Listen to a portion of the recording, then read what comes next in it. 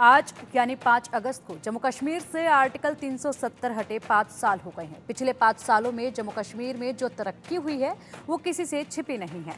यही वजह है कि आतंकी बौखलाए हुए हैं। कश्मीर के नौजवान ना तो अब आतंकियों के बहकावे में आते हैं और ना ही आतंकियों के मरने के बाद उनके जनाजे में कोई शामिल होता है। यही कश्मीर में पिछले 5 सालों में हुए बदलाव का सबूत है।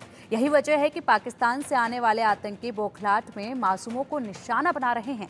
हाल ही के दिनों में होने वाले आतंकी हमलों ने काफी चिंताएं बढ़ा दी हैं। इस साजिश के पीछे पाकिस्तान का हाथ है, जिसकी अब पोल खुल रही है। इसको लेकर जम्मू कश्मीर के पूर्व डीजीपी एसपी वेद का दावा है कि पाकिस्तानी सेना के करीब 600 कमांडो भारत में दाखिल हुए हैं। एसपी वेद के मुताबिक ये स्पेशल सर्विस ग्रुप के कमांडो सीमा पार कर भारत में घुस चुके हैं और आतंकी हमलों को अंजाम दे रहे हैं। मगर अब जम्मू कश्मीर में आतंक अपनी आखिरी सांसें गिन रहा है। भारतीय सेना और जम्मू कश्मीर पुलिस के जवान आतंकियों के बिलों में घुसकर उनका सफाया कर रहा है। आर्टिकल 370 के हटने के 5 साल बाद कितना बदला है कश्मीर, इस पर बात करना भी जरूरी है। पिछले कुछ दिनों से जो आप जम्मू रीजन में अटैक्स का अपसर्ज देख रहे हैं और इसी तरह की अगर आप देखें कोशिश की जा रही हैं कुपवाड़ा ज़िला में कश्मीर वैली के, वहाँ भी हालात बिगाड़ने की कोशिश की जा रही है। इसके पीछे आदिल रहमानी जो GOC SSG commandos Pakistan army का है, वो इसके पीछे सारा डायरेक्ट कर रहा है, ऑर्गेनाइज कर रहा है। इसमें इस 600 एसएसजी कमांडोज एयर मार्क इस काम के लिए किए गए, जिसमें से काफ़ी अंदर आ चुके हैं और कुछ अंदर आने की कोशिश कर रहे हैं। ये मुझे लगता है एक्ट ऑफ वॉर है और इसमें इनकी कोशिश है 16 कोर और 15 कोर को पूरी तरह इन्वॉल्व करना, उसको एंगेज करना इस जंग में। इनका एक शाहिद सलीम लेफ्टिनेंट कर्नल है जो रिपोर्ट्स के मुताबिक अंदर आ चुका है और वो ये सारे ऑपरेशन डायरेक्ट कर रहा है।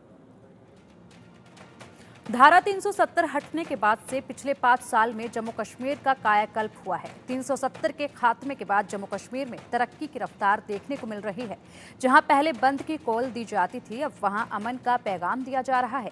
जहां पहले युवाओं के हाथ में पत्थर हुआ करते थे, अब उनके हाथों में कलम और किताब है। 370 हटने के बाद कितने बदलाव हुए, इस पर जम्मू कश्मीर के पूर्व डिप्टी सीएम कुविंदर गुप्ता से बात की हमारे संवाददाता अजय ने। सुनिए जरा।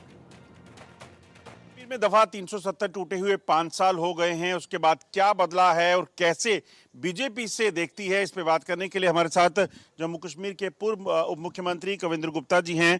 कविंदर जी, क्या लगता है 370 टूटी तो उसके बाद सही मायने में चीजें बदली हैं, दिखता है? देखिए, 1947 से लेकर जो रियासतों को मिलाने में सरदार पटेल ने अपना एक रोल अदा किया, वहीं पंडित नेहरू ने और शेख अब्दुल्ला ने समझो कि जम्मू कश्मीर को एक ऐसा राज्य बना दिया अपना निर्णय लेकर के, जिसके कारण से अलगाववाद, आतंकवाद, अखंड देश की एकता और अखंडता को खतरा रहा। 5 अगस्त 2019 के बाद जिस प्रकार से परिस्थितियां बदली हैं, लोग इसको महसूस करते हैं, पूरा विश्व इसको महसूस कर रहा है। आज वहाँ पर पत्थरबाजी नहीं होती, आतंकवाद मुक्त कश्मीर बनाया जा रहा है और रोज़मर्रा से जो जमायत हुर्रियत जैसे लोग कैलेंडर जारी किया करते थे, बच्चों का स्कूल जाना नहीं होता था, घर से कौन निकलेगा, कब वापस भी आएगा नहीं, इसके बारे में कोई जानकारी नहीं, मस्जिदों से ऐलान होते थे, उसी हिसाब से राज्य प्रशासन वहाँ पर चलता था। आज ऐसा नहीं है। आज वहाँ पर एक ऐसा दौर चल रहा है कि जो कि डेवलपमेंट का दौर है, नया जम्मू कश्मीर है। टूरिज्म के माध्यम से लाखों की तादाद में, करोड़ों की तादाद में वहाँ पर लोग आए हैं। केंद्र में पिछले 10 सालों से काबिज भारतीय जनता पार्टी का कहना है कि उन्होंने दफा 370 को हटाकर जम्मू कश्मीर में जो बदलाव किए हैं वो देश के किसी भी कोने में या केंद्र शासित प्रदेश में नहीं हुए हैं। जी हाँ, ये आप इंडियन इंस्टीट्यूट ऑफ मैनेजमेंट जो देख रहे हैं, ये इंस्टीट्यूट जो है जम्मू कश्मीर में पहली बार बना और ऐसा ही एक इंस्टीट्यूट जो है वो श्रीनगर यानी कश्मीर में भी बन रहा है। इसी तरह से इसी की तर्ज पर ठीक उस तरफ एक बिल्डिंग जो बड़ी सी आप दिखेंगे एक पहाड़ के ऊपर, ये इंडियन इंस्टीट्यूट ऑफ टेक्नोलॉजी यानी कि आईआईटी की बिल्डिंग है, जो जम्मू में भी है और इसी तरह की कश्मीर में भी बनाई जा रही है। और इसी तरह से जम्मू कश्मीर में 2 एम्स बनाने का जो काम हुआ है वो भी बताता है कि तस्वीर भारतीय जनता पार्टी की सरकार ने बदलने की कोशिश की है, क्योंकि उनको लगता है कि अगर इस तस्वीर को या इस बदलाव को, इस तरक्की को वो करेंगे, इसी के बलबूते पर जम्मू और कश्मीर में जहां भारतीय जनता पार्टी का चुनाव लड़ने का मकसद सिर्फ हाजिरी लगाना होता था, वहां से भी वो सीटें हासिल करेंगे।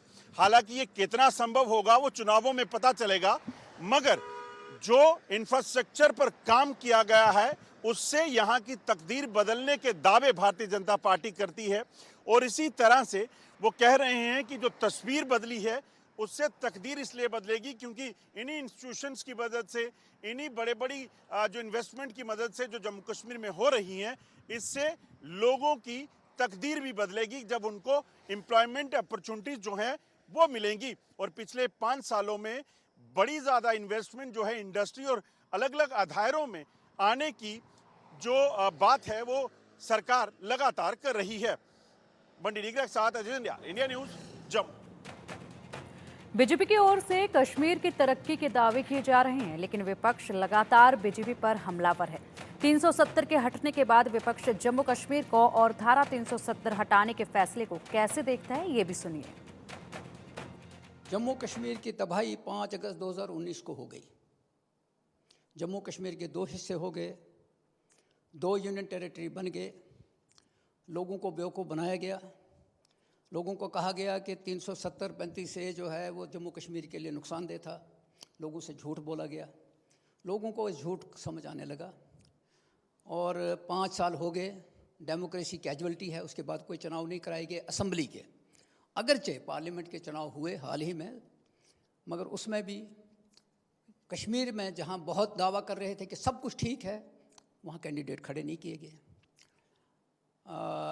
ये हिस्ट्री में लिखा जाएगा कि 5 अगस्त 2019 को जम्मू कश्मीर 6 महीने के लिए जेल बनाया गया, जम्मू कश्मीर लद्दाख समेत यूनियन टेरिटरी बनाया गया, 3 एक्स चीफ मिनिस्टर को डिटेन किया गया, पार्लियामेंट के अंदर झूठ बोला गया, और आज तक लोगों से नहीं कहा गया कि तुम असेंबली बनाओ। ना तो तस्वीर बदली है ना तकदीर बदली है, सिर्फ लोगों की मुश्किलातें बढ़ी हैं।